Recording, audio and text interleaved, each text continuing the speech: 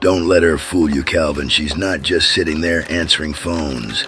That receptionist is controlling the entire flow of this operation. Who goes back, who waits, and who disappears into the back room. It all passes through her first. She's scheduling appointments. That's literally her job. She's not controlling the flow of this operation. She's writing down names and times so dogs don't all show up at once and panic. You think it's random that she never really looks at anyone directly? She hears everything, Calvin. She's on the phone, on the computer, but nothing misses her. That's not multitasking. That's surveillance discipline. She doesn't look up because she's typing. That's it. Dogs can type and talk at the same time without it being a psychological intimidation strategy. You're turning basic office work into a spy thriller. And notice how nobody argues with her. Even the big dogs, they walk up, she says one thing, and suddenly they're just compliant. No negotiation, no questions. That's authority without needing to show force. They're dogs in a vet waiting room. She says sit, and they sit because she's a calm voice in a stressful environment. It's not authority, it's conditioning and basic obedience training mixed with anxiety. There's no underground power structure here. That desk is the command center. Every clipboard, every call, every name called out loud, it all starts with her decision. She's just not part of the system. She is the system. She is literally just doing reception work, answering phones, checking dogs in, telling you when it's your turn. That's not a command center, it's a front desk. You're building mythology out of a sign and sheet. Call it what you want, but everything in this place goes through her first. And that means she knows exactly what's about to happen to us. What's about to happen is we're getting a nail trim, a vaccine, and flea medicine. That's it. That's the entire story. That scale over there isn't just sitting there to weigh you, Calvin. It's the first moment they size you up.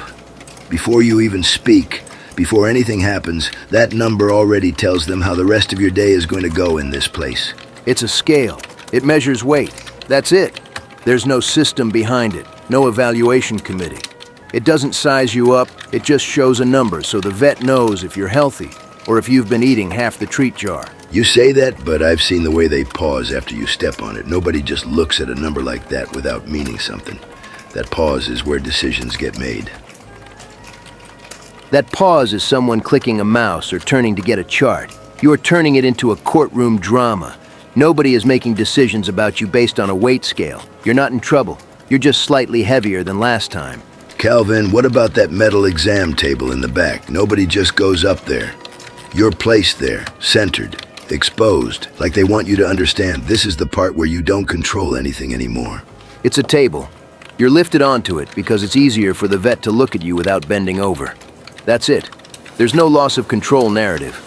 You're just being checked for ear infections and maybe a sore paw. This is healthcare, not a meeting with the 5 families. And Calvin, that metal exam table, it's always cold, like they want you alert or something, like comfort is not part of the process on purpose. It's metal. Everything made of metal is cold. Chairs, sinks, tables. It's not psychological warfare, it's material science. Nobody is designing vet furniture to intimidate dogs. They're designing it to be wiped down after 10 different animals sat on it today. You ever notice that door back there, Calvin? The one they call you through. And once you go in, nobody in this room sees what happens next. It's the exam room. They take you in, check you, and then you come back out. That's how appointments work. Then explain the silence. Door closes. Nothing. No barking, no movement, just quiet. That's not normal. They've been examined. Sometimes they get a shot. Sometimes they're nervous. That's the different look. It's not a secret sit-down meeting. You don't get it. That room, that's where they make decisions. You go in one dog, you come out another dog, like you've been processed. They check your ears, your heart, maybe trim your nails, and then they give you a treat. That's the entire process. You're not being processed, you're being taken care of. It's a mystery back there, Calvin. Nobody comes out of there alive. Why don't you ever hear barking or noises or yelping? It's quiet because it's a small room and the door is closed. That's how walls and doors work. It's not a room of betrayal and torture. Hey, Calvin, you hear about poor Benji? Good dog. Real good dog. Kid picked up fleas. Yeah, I heard. Terrible situation, still not as bad when you had them. Those fleas didn't make it, said your blood had attitude, killed them off without medicated shampoo. Let me tell you something about this poor kid Benji. Real good dog. Beautiful day, nice park, birds chirping. And meanwhile, he's hosting a full-blown parasite operation. He thinks it's an itch. Nah, this ain't no itch. This is organized crime. See, you got crews, different families. The Bite Syndicate, the Itch Crew. Real nasty operators. And then you got these guys, sitting around like they own the joint. Tiny suits, big attitudes. Look at him. That one. He's a captain. Definitely a captain. You don't chew like that unless you got rank. They ain't just biting. They invested. This poor kid Benji, he don't even know he's being extorted. One itch at a time.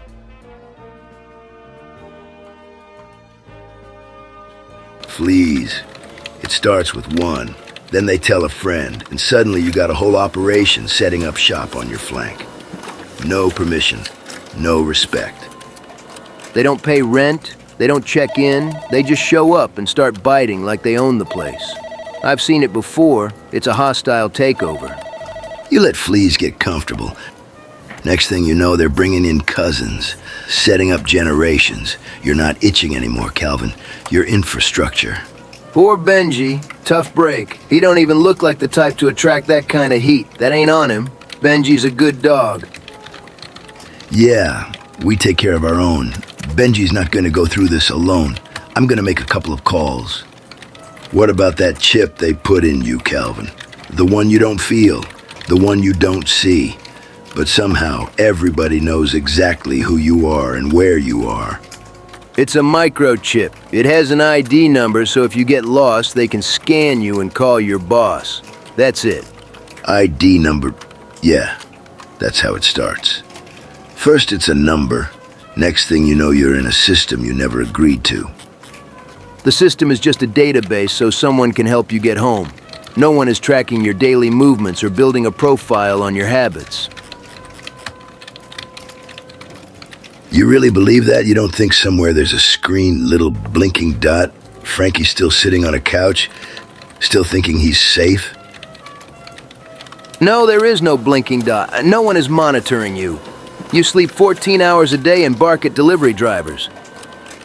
That's not intelligence worth tracking. It's about facts. It's about leverage. Once you're chipped, you're in. You don't leave, you don't disappear. You belong to the record forever. You belong to your family. The chip just helps if you get lost. The only thing tracking you is how fast you run to the treat jar. Calvin, why does every mistake in life lead to the same punishment? They don't even ask questions anymore. They just bring out the plastic collar like it's the cone of shame. Like it's standard procedure. It's a cone so you don't lick your stitches. You got neutered and tried to fix it yourself with your mouth. That is standard procedure. So let me get this straight. You mess up once, and suddenly you're walking around with a traffic cone announcing your business to the whole world. And suddenly I'm walking around marked visible. Everybody knows I've been processed. No one is judging you. Other dogs don't care, and the doctor just wants you to stop chewing yourself open. No one is processing you. You're healing from surgery, that's it. You're not in a system. So I go in for a minor issue and come out wearing a glowing billboard that says, "Do not trust this dog with his own body." That's messaging. I'm basically a moving billboard of poor decisions. I can't even turn my head without announcing my history to the entire world. It's not messaging, it's a cone. So you don't turn a small problem into a bigger one by licking it for 3 straight days like it's your full-time job. The only thing it tells other dogs is you can't aim your own mouth right now. That's the entire message. There's moments in life where everything changes. This is one of them. I thought I knew what embarrassment was. I didn't. You know, you go your whole life thinking you got things figured out. You handle problems. You keep your composure. You carry yourself a certain way. And then one day, they put this on you, and you realize you didn't know nothing. You feel that, Calvin. Everything gets quiet right before something happens. Like the room already knows who's next. No. The room is quiet because everyone is waiting. That's what waiting rooms do. Wait, it's not that hard. They don't rush it. They let it sit, let you think about everything. Then they say your name like it was always going to be you. They say your name because you have an appointment. You checked in. This is not fate. It's scheduling. Still, once you hear it, there's no pretending you didn't. You either get up or you don't, and either way, they know. Frankie.